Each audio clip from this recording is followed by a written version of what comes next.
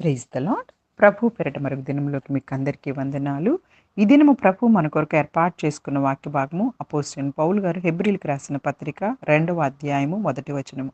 కాబట్టి మనం వినిన సంగతులను విడిచిపెట్టి కొట్టుకొని పోకుండునట్లు వాటి యందు మరి విశేష జాగ్రత్త కలిగి ఉండవలెను. ఎందుకనగా దేవదూతల ద్వారా పలుకుబడిన వాక్యము స్థిరపరచబడినందున ప్రతి అతిక్రమమును అవిధేయతయు న్యాయమైన ప్రతిఫలం పొంది ఉండగా ఇంత గొప్ప రక్షణను మనం నిర్లక్ష్యం చేసిన ఎడల ఎలాగో తప్పించుకుందుము. అట్టి రక్షణ ప్రభువు బోధించుట చేత ఆరంభమై దేవుడు తన చిత్తానుసారముగా సూచక క్రియల చేతను మహత్కార్యముల చేతను నానా విధములైన అద్భుతముల చేతను వివిధములైన పరిశుద్ధాత్మ వరములను అనుగ్రహించుట చేతను వారితో కూడా సాక్ష్యమిచ్చుచుండగా వినిన వారి చేత మనకు దృఢపరచబడెను. హల్లెలూయా, హల్లెలూయా.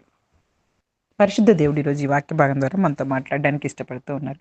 మనం వినిన సంగతులను విడిచిపెట్టి కొట్టుకొని పోకున్నట్లు వాటి యందు మరి విశేష జాగ్రత్త కలిగి ఉండవాలి. వినిన సంగతులను గురించి మాట్లాడుతూ ఉన్నాము? ఇదిగో, మనము వింటున్నటువంటి ప్రతి ఒక్క వాక్య భాగాలను కూడాను మన జీవితాల్లో అనుసరించేవారిగా ఉండాలి. వినుట వలన విశ్వాసం కలుగుతుంది. వినవలసింది ఏంటి అంటే దేవుని యొక్క మాటలు, ప్రభువైన యేసుక్రీస్తు వారి యొక్క మాటలు. ఆ సంగతులను వినిన తర్వాత మనం వాటిని విడిచిపెట్టి కొట్టుకొని పోకుండా ఉండాలి అంటే విశేషమైన జాగ్రత్త కలిగి ఉండాలి. ఎందుకంటే దేవదూతల ద్వారా పలకబడిన వాక్యము స్థిరపరచబడినందున ప్రతి అతిక్రమముకు అవిధేయతకు న్యాయమైన ప్రతిఫలము పొంది ఉండగా, చూసారా ఇక్కడ, అంటే అతిక్రమములు అవిధేయతగా ప్రవర్తించిన వారు ఏ విధమైనటువంటి ప్రతిఫలాన్ని పొందుకున్నారో బైబిల్ గ్రంథంలో స్పష్టంగా పరిశుద్ధాత్మ దేవుడు రాయించేశారు. అతిక్రమాలకు పాలైన వారు, అవిధేయతలు చూపించిన వారు ఎలాంటి దుస్థితిలో పడిపోయారో, దేవుని యొక్క మాట వినిపించుకోకుండా ఉన్నవారి యొక్క స్థితి ఎలా అయిపోయిందో, ఎంత భయంకరమైనటువంటి ఉగ్రతను దేవుని దగ్గర నుంచి ఎదుర్కోవాల్సి వచ్చిందో, ఇవన్నీ కూడా మీకు పరిశుద్ధాత్మ దేవుడు బైబిల్ గ్రంథంలో రాయించి ఈ బైబిల్ గ్రంథాన్ని మన చేతిలో ఉంచారు కదా! మరి ఇవన్నీ మీరు వినిన సంగతులు విడిచిపెట్టేసి మనం కూడా అలాగే ప్రవర్తిస్తాను అంటే వారికి ఆల్రెడీ ప్రతిఫలం పొంది ఉన్నారు. దానికి సంబంధించిన శిక్షను అనుభవించారు వాళ్ళు. అలాంటి శిక్షలోకి మనం వెళ్ళకూడదు అని పరిశుద్ధాత్మ దేవుడు తెలియపరుస్తూ ఉన్నారు. ఇంత గొప్ప రక్షణను మనం నిర్లక్ష్యం చేసిన యెడల ఎలాగు తప్పించుకొందుము? ఇంకా క్లియర్‌గా ఒక ప్రశ్న. దేవుడిచ్చినటువంటి రక్షణను నిర్లక్ష్యం నువ్వు చేస్తూ ఉంటే కనుక ఎలా తప్పించుకుంటావు ఉగ్రత నుంచి? తప్పించుకోలేవు. ఆన్సర్ అదే అక్కడ. చాలా జాగ్రత్తగా ఉండాలన్న విషయాన్ని ఈరోజు పరిశుద్ధాత్మ దేవుడు తెలియపరుస్తున్నారు. అట్టి రక్షణ ప్రభువు బోధించుట చేతే ఆరంభమైంది. దేవుడు తన చిత్తానుసారంగా సూచక క్రియలు, మహత్కార్యాలు, నానా విధమైన అద్భుతాలు, వివిధములైన పరిశుద్ధాత్మ వరాలు మనకి ఈరోజు అనుగ్రహించారు. వినిన వారి చేత ఇవన్నీ మనకి దృఢపరచబడ్డాయి. రక్షణలోకి నువ్వు వచ్చేసావు. రక్షణలో బలం ఉన్నదన్న విషయం మనం తెలుసుకోవాలి. అలాగే రక్షణ మనకి నివాస స్థలము. రక్షణలోనే మన నివాస స్థలాన్ని మనం ఏర్పాటు చేసుకొని ఉండాలి ఈరోజు. అలాగే రక్షణ దేవుని జాలికి ఆధారం. మన మీద ఆయన చూపించిన ఉచితమైన కృప కదా! దేవునికి ఆ యొక్క జాలి మనసు లేకపోయినట్టయితే మనకసలు రక్షణ అనేది ఏర్పాటు చేయాల్సిన అవసరం ఏముంది చెప్పండి? ఇప్పుడు సముద్రంలో మునిగిపోతున్న వ్యక్తికి రక్షించే వ్యక్తి కావాలి గానీ, ఆస్తులు, ఐశ్వర్యాలు ఇచ్చే వ్యక్తులు అక్కడ నుంచొని నువ్వు బాగా ఒడ్డుకి వచ్చిన తర్వాత నీకు చాలా ఇస్తాము అంటే ముందసలు ఒడ్డుకు రావటానికి రక్షణ కావాలి కదా! రక్షించే వ్యక్తి కావాలి కదా! ఆ రక్షకుడే కదా మన యేసుక్రీస్తు ప్రభువారు. రక్షణలో మొట్టమొదటగా మనము చూడండి, మారు మనస్సు ఉండాలి. హల్లెలూయా, హల్లెలూయా. రక్షింపబడ్డ వ్యక్తి ప్రార్థన చేసే హక్కును పొందుకుంటాం. దేవునితో ప్రతి క్షణం మనం మాట్లాడుకునేటటువంటి హక్కును పొందుకుంటాం. రక్షణలో మన పాత జీవితాన్ని పూర్తిగా మనము తీసివేయాలి.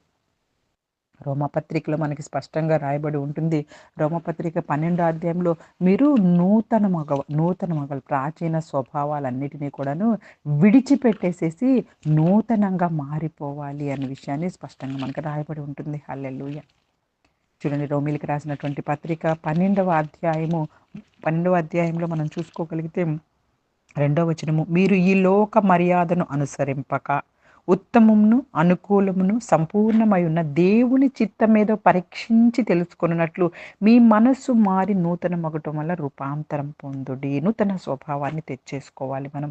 దేవుని చిత్తమేదో పరీక్షించి తెలుసు. లోక మర్యాదను అనుసరించొద్దు. లోకము అంటే అక్కడ కింద రాయబడి ఉంది చూసారా, ఫుట్ నోట్లో తెలుగు బైబిల్స్లో, యుగ మర్యాదను అంటే ఈ యుగానికి ఒక భయంకరమైనటువంటి వేషధారణ ఉంటుంది. ఈ యుగంలో ఉన్న వారికి అంటే ఈ జనరేషన్ అంటుంటాం చూసారా, ఆ జనరేషన్స్‌కి సంబంధించి అంటే మనం ఎప్పుడు ఉంటున్నామో ఆ టైంలో ఉన్న జనరేషన్స్‌కి ఉండేటటువంటి భయంకరమైనటువంటి రోత జీవితాలుంటాయి చూసారా?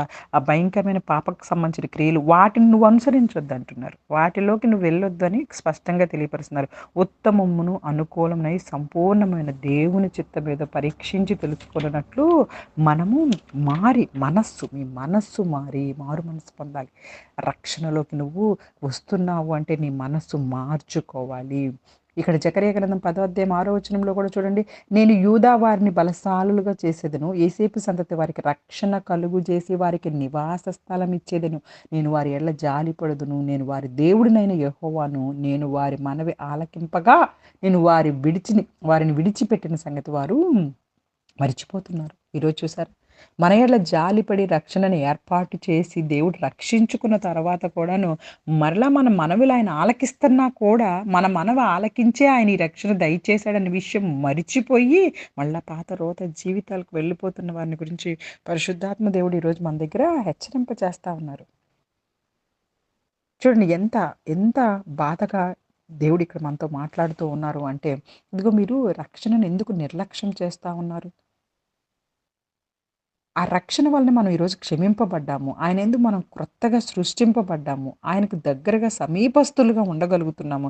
ప్రతీదీ ఆయనతోని మనం మాట్లాడుకోగలుగుతున్నాము, చెప్పుకోగలుగుతున్నాము. రక్షణలోనే భక్తులకి నివాస స్థలం ఉంది. మన నివాస స్థలం ఏంటి అంటే రక్షణలోనే ఉంది.